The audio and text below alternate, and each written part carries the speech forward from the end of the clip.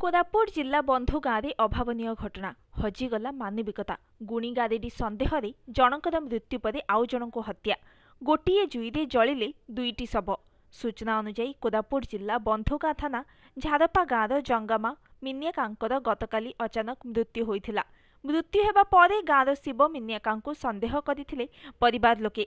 परे शेषरे जंगामांकर मृत शरीर उपरे शिवंकु हत्या करथिले। गोटे जुईरे दुई जनकु जळाई दिया जाइछि।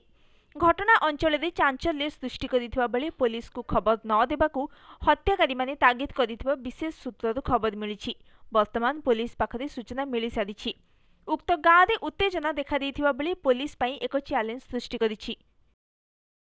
मोना डीएनकेटी आज जो जरपा घटना घटी से आज नहीं बंधा ब्लॉक आज पर्यंत सचेतनता अभाव लगी रही।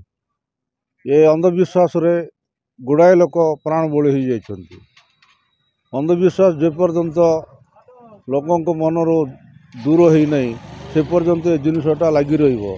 तेणुक एटा सबू स्तर उद्यम हेबा कथा अंचल लोक मानकर मानसिक स्थिति बदलवा पड़ो।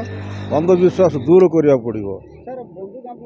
नाई ना जारपा बोलिक नहीं मोर अभिज्ञतार बहुत गुड़ाए जिनस एमती अंधविश्वास लोक गुणी गारेडी को विश्वास करी लोकों को मारी देइछन्ति जीवन रे।